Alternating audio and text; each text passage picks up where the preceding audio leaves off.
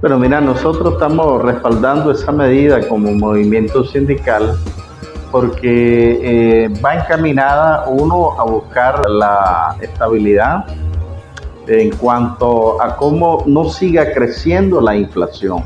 Es decir, busca una reducción de la inflación, la medida.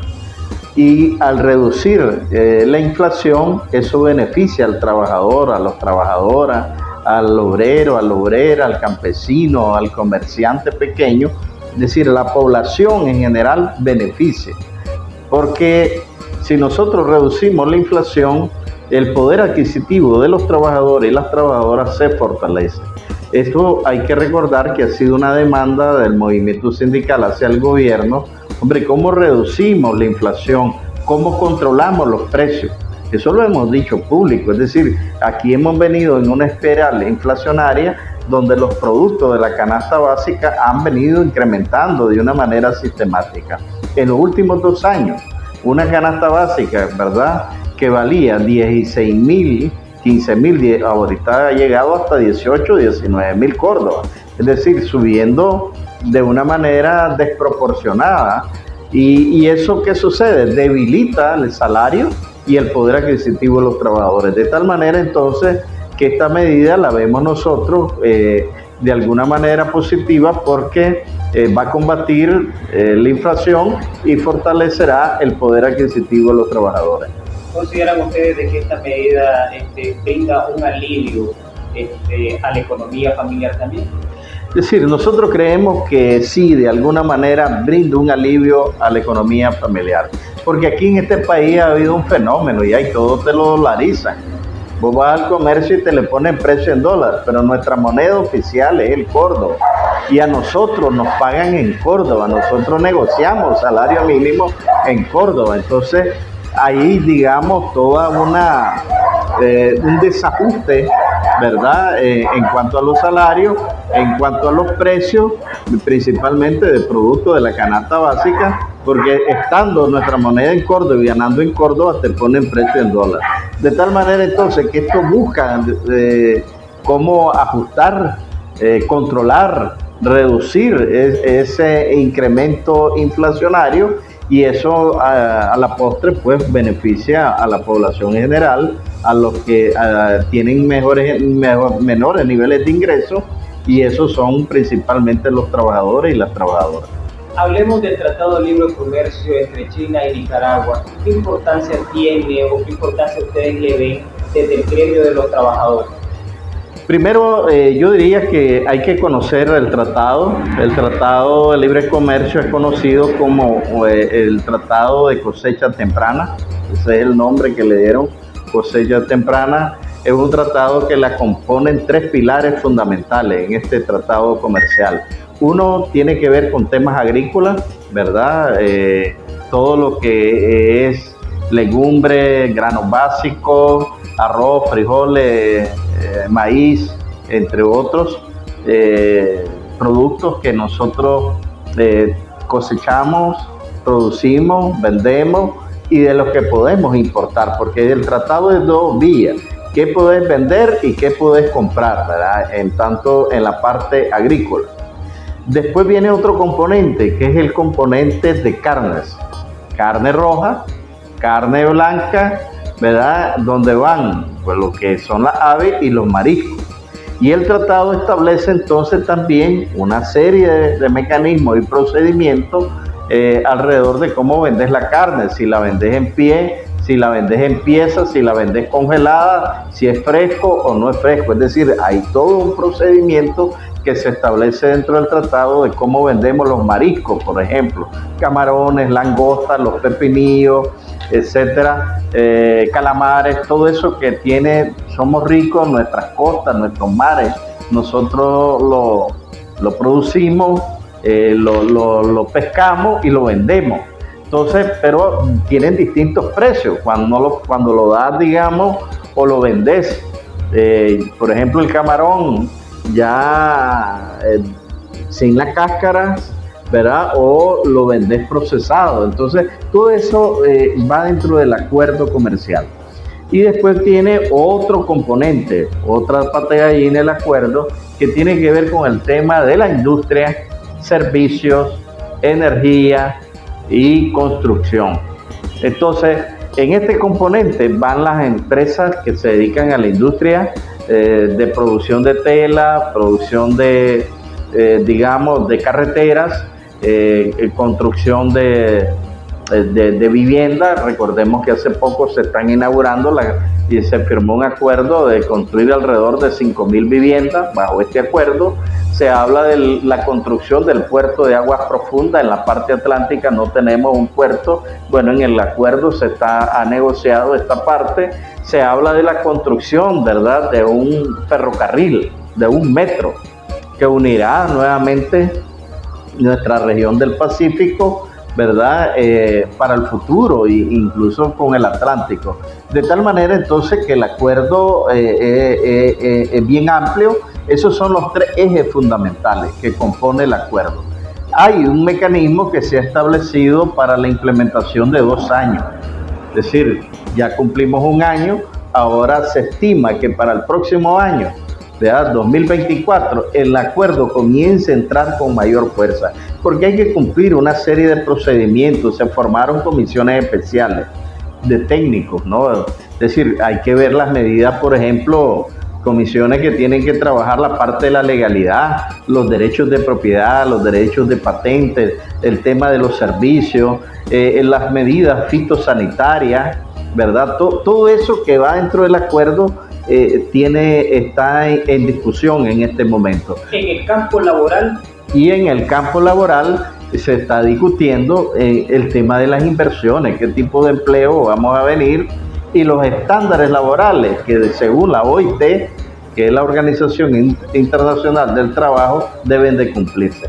Cualquier inversión en este país, hay que recordar que nosotros tenemos un acuerdo ya firmado, un acuerdo tripartito de diálogo social en el tema de las maquilas y zona franca, que está válido por 5 años. Si aquí viene cualquier inversionista, chino, coreano, norteamericano, europeo, se tiene que supeditar a ese acuerdo tripartito que ya firmamos, a las leyes de Nicaragua, al Código del Trabajo, la Constitución Política. De tal manera entonces que en el caso específico de Techon Spinning ya tenemos un sindicato, es decir, o afiliado a nosotros, a la CST, de tal manera entonces que todo aquel mito que los chinos no aceptaban sindicatos pasa a la historia. Aquí hay un sindicato y ya empezamos a trabajar con ellos, donde en este momento hay 1.500 trabajadores, es decir, que la inversión china ya está en el país, es decir, no es ficción.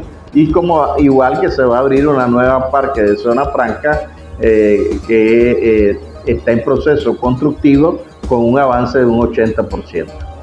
Coméntenos un poco sobre la reunión de la empresa Winitex. Winitex Spinning es una empresa de capital chino. Fabrica ya en Nicaragua fabricamos tela y hilo de alta calidad para el mundo. Es decir, nosotros ya estamos vendiendo tela a empresas que producen bajo el régimen de maquila a Estados Unidos y a la misma Europa, es decir, a marcas importantes, y fabricamos hilos de alta tecnología, ¿verdad? Y de alta calidad, de tal manera que hay unas maquinarias con tecnología de punta y los obreros y las obreras también muy calificados. Una parte de ellos fueron a prepararse a China, otros estuvieron en Vietnam, y gente nacional, obreros nacionales, que han venido en un proceso de preparación de manera evolutiva. Nosotros en esta planta donde está Winitex, hay, digamos, ahí son tres grandes empresas, y viene otra fase constructiva, ¿verdad?, de unas nuevas plantas en esa misma área donde está en Matiares, donde... ¿Esta planta está en Nicaragua? Ya está en Nicaragua. ¿Va a funcionar en Nicaragua? Ya está funcionando. Ya está funcionando. Ya está funcionando esta Spinning, Techon está funcionando y está en Matiares, ¿verdad? Lo que antes se conocía como Alfa es parte de todo ese consorcio que se llama Spinning Techon. Entonces ya están trabajando 1.500 obreros y obreras, ¿verdad? Y con buenos salarios, buenos niveles de ingresos. De tal manera entonces y se estima que para los próximos años esta empresa Spinning pueda tener de 5.000 a 6.000 trabajadores de manera directa. De tal forma que Cactaí, que es la nueva empresa que va a funcionar en ese sector de Ciudad Sandino, y Spinning, junto a estas dos empresas, solo ellas pueden generar alrededor de 10.000 empleos. ¿Eso que va a significar? Un impacto económico importantísimo, tanto para el municipio de Ciudad Sandino como Matiares, Los Brasiles y el mismo Managua, porque van a tener fuerza laboral sumamente altamente calificada con buenos niveles de ingreso salarial, pero además dinamiza la economía, la pequeña economía, el transporte, los centros de salud, los comedores. Es decir, de manera indirecta, nosotros calculamos que esas dos empresas pueden generar más de 30.000 empleos de manera indirecta, porque ahí le dan trabajo al del bus, al del taxi, a la mototaxi, y otros tipos, y en los pequeños negocios, los comedores, los bares, los restaurantes, todo. Incluso ya se están haciendo modificaciones en Ciudad Sandino de una rotonda y ampliar las calles para efecto de que haya una mayor movilidad tanto del transporte como de nuestra fuerza laboral. De tal manera entonces que nosotros esperamos que dentro de este tratado del libre comercio, aquí los nicaragüenses debemos de estar preparados, ¿verdad? Y los empresarios deben de prepararse, todos debemos de prepararse, porque esa es la famosa competitividad. Si nuestra fuerza laboral no está preparada, entonces ¿qué vamos a hacer? No vamos a poder conseguir una alternativa de empleo, y este es un desafío. Nosotros ya vivimos una experiencia similar. Yo recuerdo hace años sobre los famosos call centers. Los call centers son maquilas, están bajo el régimen de maquila, ¿verdad? Los call centers, mucha gente desconoce, pero ¿cuántos hay trabajadores en los call centers? 13.500 jóvenes que ganan $500 como salario mínimo en esos call centers. Es decir, ha impactado nuestra fuerza laboral en Nicaragua, que antes pensaba que no éramos, bueno, estamos siendo competitivos, me explico, y hay una fuerza laboral muy importante de jóvenes, mujeres, ¿verdad? Que inclusive que estudian en universidades, pero allí encontraron una alternativa de empleo y de estudio. De tal manera entonces que tenemos ese ejemplo, ¿verdad?, de la fortaleza que ha brindado, digamos, las políticas del gobierno, pero a través de los acuerdos tripartitos que hemos firmado. Porque hay que recordar que desde el 2008 hasta la fecha, nosotros hemos firmado acuerdos de naturaleza tripartita. ¿Qué significa? Que lo firma el gobierno, lo firman los empresarios, lo firmamos los sindicatos. Y eso ha dado estabilidad al país, eso ha dado seguridad al país, y por eso viene la inversión, porque ve que en Nicaragua hay un clima, a pesar de la crisis, pero en Nicaragua hay un clima de que se puede trabajar. Es muy diferente a lo que pasa en Honduras, es muy diferente a lo de El Salvador, Guatemala, las maras, la inestabilidad, la inseguridad. Entonces provoca que muchas de este tipo de inversiones se busquen otros países que les genere más confianza, y Nicaragua está brindando esa seguridad y esa confianza. Por lo tanto, entonces a nosotros desde la perspectiva sindical nos parece que este tratado va a ayudar a Nicaragua a salir adelante y de la pobreza. Y oiga bien y aclaro, nosotros no estamos renunciando al CAP, no estamos renunciando al acuerdo que tenemos con la Unión Europea, conocido como el ADA. No estamos renunciando a los acuerdos que tenemos con México, con Chile, con Panamá, porque tenemos acuerdos comerciales con estos países. Y Nicaragua dice, no, pero además tenemos un acuerdo con Rusia. Y acabamos de firmar un acuerdo con Irán. Es decir, Nicaragua lo que está haciendo es diversificando, ¿verdad?, las posibilidades de que este país pueda salir adelante y traer inversión. Aquí están los norteamericanos invirtiendo y no se han ido, ¿verdad? Aquí hay europeos en inversiones y no se han ido. Aquí están los Corea del Sur invirtiendo y no se han ido. Y por lo tanto, nosotros les hacemos un llamado también, ¿verdad?, estos otros inversionistas que están llegando al país, que inviertan, porque Nicaragua es seguro, es estable, y nosotros necesitamos de esta inversión para que este país pueda salir de la pobreza. Se habla de suscribir un acuerdo entre la organización gremial de trabajadores y la empresa. Ya lo tenemos. El acuerdo con Techón Spinning, ya tenemos un acuerdo firmado tripartito. Lo firmó el gobierno, lo firmó los empresarios y lo firmamos nosotros. Yo soy firmante de ese acuerdo, ¿verdad? En Spinning, Techón. Y el viernes yo voy a estar en esa empresa donde estamos negociando ya la mejora de las condiciones de los trabajadores. Estamos negociando, por ejemplo, a la gente se le da un paquete ya de grano básico, ¿verdad? Se están negociando salarios, se están negociando normas de salud y seguridad laboral, de tal manera que vamos en un proceso evolutivo, mejorando, ¿verdad? Porque ahí hay un problema que tiene que ver con el idioma. Hay más de 100 chinos trabajando ya en esa planta, por ejemplo, y no todos hablan español. Entonces hay un problema de comunicación de ellos con nuestra fuerza laboral. Entonces estos son los puntos que estamos ubicando nosotros, que debemos de resolver, ¿verdad? Para el futuro. Es decir, cómo esa limitante del idioma se resuelve para el futuro y que nos permitan tener buenas relaciones laborales con respeto.